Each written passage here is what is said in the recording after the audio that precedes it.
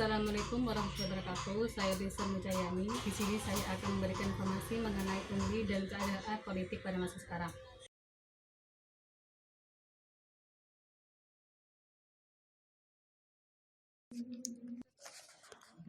Pada berita di atas terjadi penangkapan tersangka bus pungli di Pelabuhan Tanjung Priok.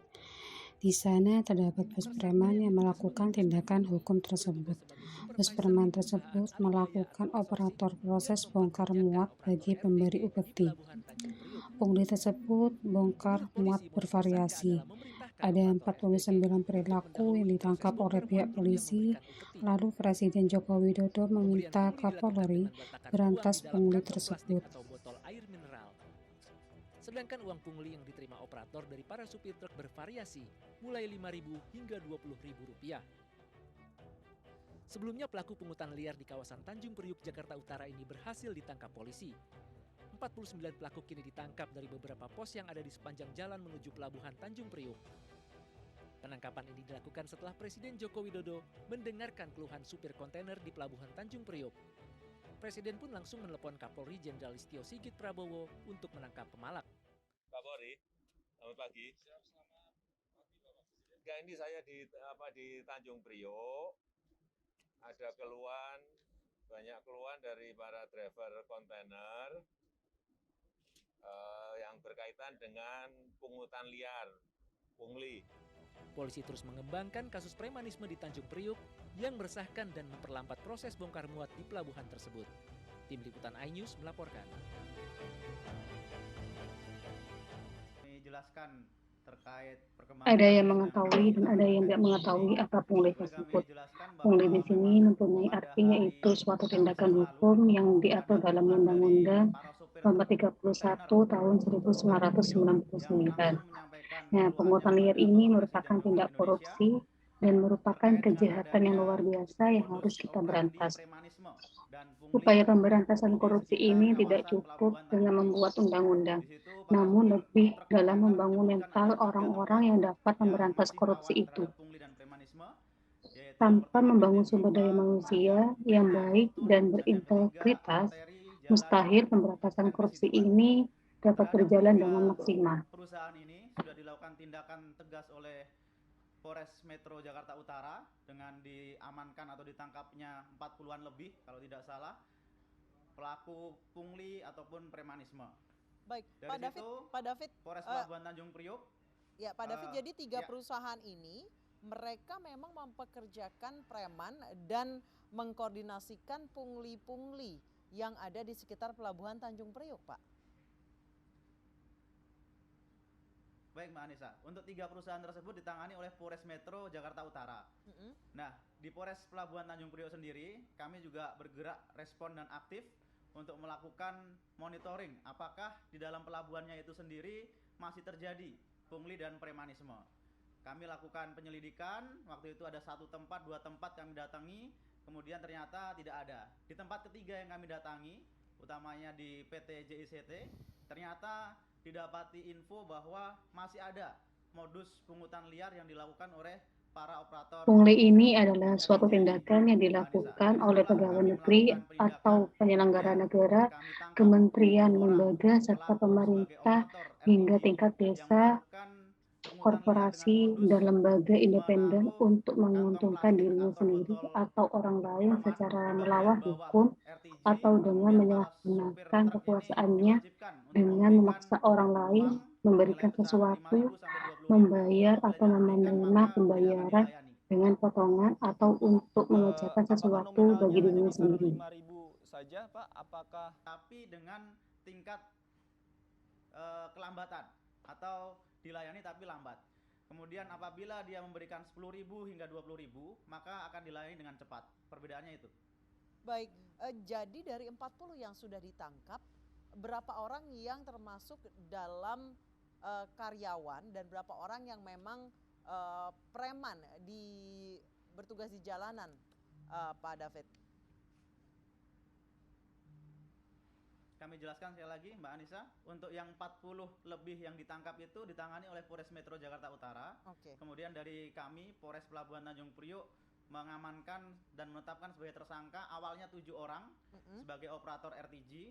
Kemudian setelah kita kembangkan, Tindak pidana ini ternyata harus kita ada 1 waspadai orang lagi oleh sebagai aparatur sipil koordinator negara atau karena pengawas ancaman dari mereka hukumannya semua cukup untuk berat. melakukan tindakan pungli Tidak ini. sedikit pejabat Baik, atau kita sudah pegawai menetapkan pemerintah tersangka yang bernama belum memahami Pak dengan baik David, definisi untuk 1 pungli ini. hari biasanya Seharusnya dari pegawai hasil pungli itu pemerintah berapa, mengurangi Pak, yang didapat aktivitas oleh mereka? pertemuan dalam pelayanan publik yang dinilai dapat menjadi cara Kami meminimalkan sudah tanyakan terjadinya untuk gratifikasi. perharinya 1 orang operator RTG itu bisa membawa pulang sekitar 800.000 sampai 1 juta rupiah, Mbak Anissa. 1 hari ya, Pak ya? Betul. Jadi kalau dibilang 1 hari tidak full karena mereka bekerja dalam 1 hari itu hanya 8 jam. Oke. Wow. Dalam 8 jam memperoleh uang dengan nominal tersebut. Kemudian dari hasil yang dikumpulkan, apakah mereka juga menyetorkan kembali uang-uang yang didapatkan, Pak David? Justru itulah yang kita kembangkan, Mas Davi. Dari 7 orang yang kita tangkap awal, kemudian dia menyampaikan bahwa uang yang didapatkan itu salah satunya disetorkan kepada bosnya mereka, koordinator atau pengawas. Oleh karena dari itu, di Kota era Solo. digitalisasi Kita ini, tangkap pemanfaatan dan kita tetapkan informasi sebagai tersangka tidak bernama mendesak untuk inisial diterapkan. AZA. Segala macam transaksi Kemudian Dan mereka pembayaran bisa menjelaskan dilakukan ya, secara pada saat online. kita Hal melakukan inilah yang penangkapan, dapat meminimalisir terjadinya seperti interaksi sistem dan antara kondisi. petugas pelayanan Pengawas dengan tidak masyarakat begitu, yang karena dilayani ketika sehingga kami terjadi masuk, proses kemudian dan hampir prosedur semua pelayanan yang baik dan seperti benar. menghilangkan Pasalnya, barang pungli bukti, ini ada upaya untuk berpotensi menghilangkan barang terjadi bukti. pada kegiatan Begitu yang kami cek, melibatkan pegawai kemudian ternyata mereka pemerintahan ada dalam WA group proses dan si pelayanan. koordinator ini, pengawas, menyampaikan di Nah, WA group tersebut bahwa pemahaman ada yang perkumpulan data, memadai yaitu mengenai personil dan polis. pemberian Kemudian tidak untuk resmi diamankan ini semua dinilai barang-barang dapat yang ada sehingga mengantisipasi tidak bisa kebiasaan menerima ditangkap oleh yang polisi. biasa Berarti terjadi Pak David antara ini sudah pelayanan bisa publik dengan dibilang masyarakat. sebuah sindikat. Sudah berjalan berapa lama, Pak? Sudah berapa tahun? Baik, kami jelaskan kalau keterangan dari mereka bahwa kejadian pungli ini sudah terjadi cukup lama, tapi dengan modus yang berubah-ubah dan berbeda-beda, Mbak. Jadi ketika polisi atau aparat mengetahui modus yang baru, mereka akan bahwa kejadian pungli ini sudah terjadi cukup lama, tapi dengan modus yang berubah-ubah dan berbeda-beda, Mbak. Jadi ketika polisi atau aparat mengetahui modus yang baru, mereka akan merubah lagi modusnya sehingga petugas tidak tahu dan dapat mengelabui petugas. Baik, terima kasih AKP David Kanitero, Kasat Reskrim Polres Tanjung Priok telah bergabung bersama kami di iNews Sore.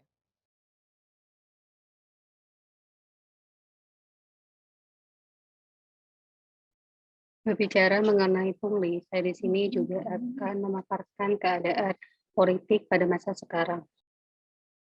Politik Indonesia merupakan pembentukan dan pembagian kekuasaan di Indonesia, sebuah negara hukum yang berbentuk kesatuan dengan pemerintah berbentuk republik dan sistem pemerintah presidensial dengan sifat parlemen.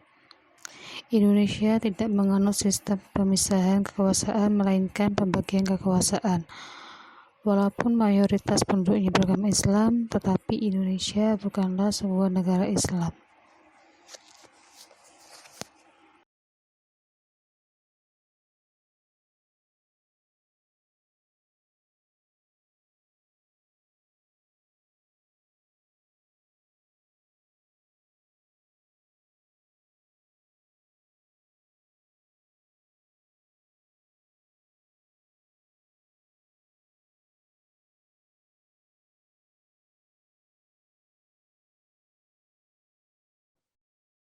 Wabah COVID-19 terjadi sejak awal 2020, dipercaya berdampak pada berbagai dimensi kehidupan personal ataupun kolektif umat manusia secara global, tak kecuali di Indonesia. Selain berdampak pada kesehatan, COVID-19 ini juga membuat kondisi ekonomi Indonesia semakin anjlok.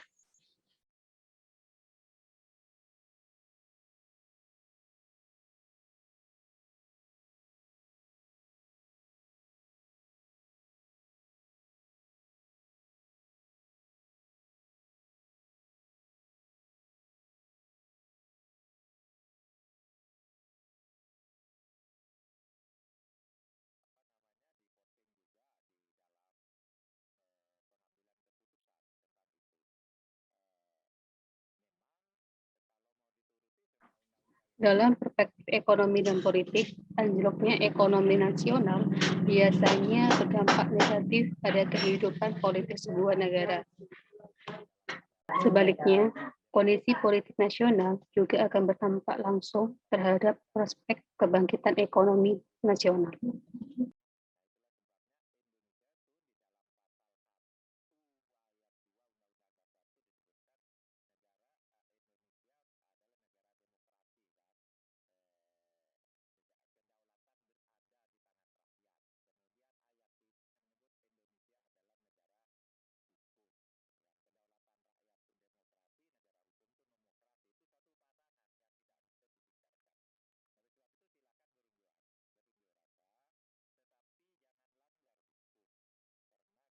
Demokrasi Indonesia masih cukup stabil di tengah beratnya upaya penanganan wabah dan resesi ekonomi pemerintah dan masyarakat Indonesia juga mampu menjaga elemen-elemen dasar demokrasi. Seperti kebiasaan berbicara, terlaksananya pilkada secara bebas dan demokratis dan pers yang relatif bebas.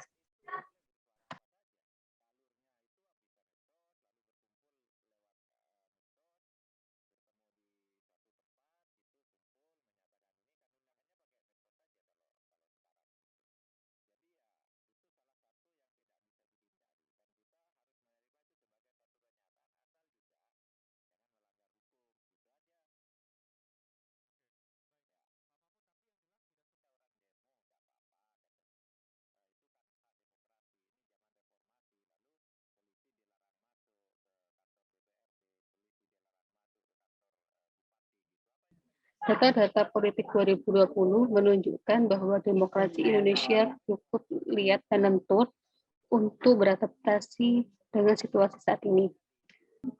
Tantangannya ialah sejauh mana partai-partai politik ini di dalam kondisi ini turut memperkuat iklim politik supaya lebih kondusif.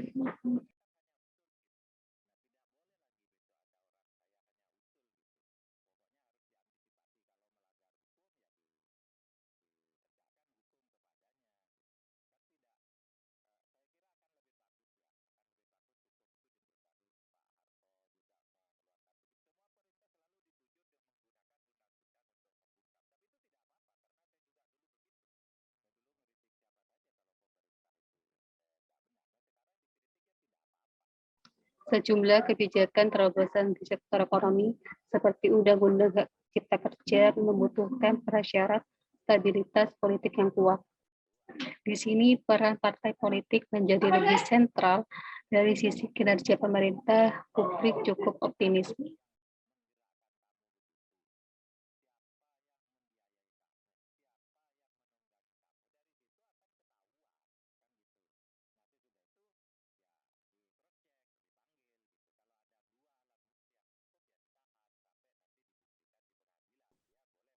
Mayoritas warga merasa puas dengan kinerja pemerintah dan percaya bahwa pemerintah mampu membawa Indonesia menjalankan tugasnya ke depan.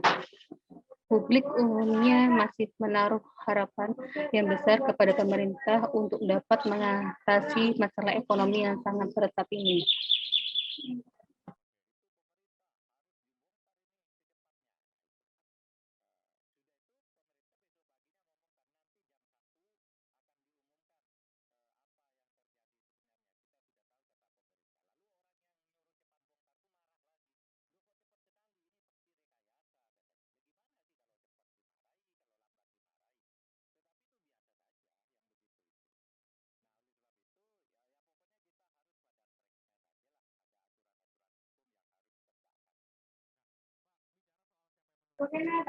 Peta kekuatan partai politik ini dan sentimen publik terhadap prospek kepemimpinan nasional diperkirakan masih akan terus berubah. Perubahan sikap dan kecenderungan perilaku pemilih masih sangat mungkin terjadi, mengingat pemilu mendatang masih cukup lama.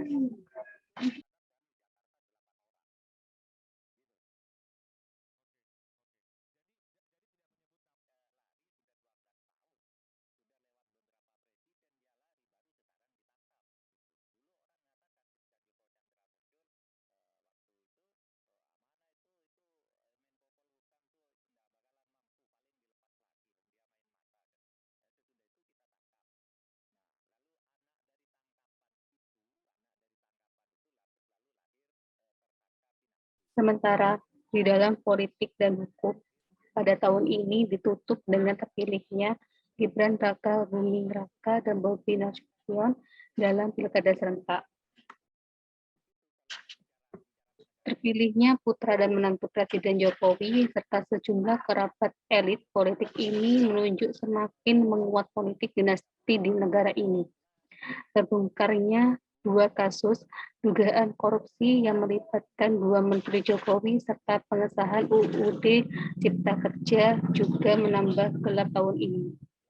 Hal inilah yang menjadi keadaan politik pada tahun ini semakin menurun.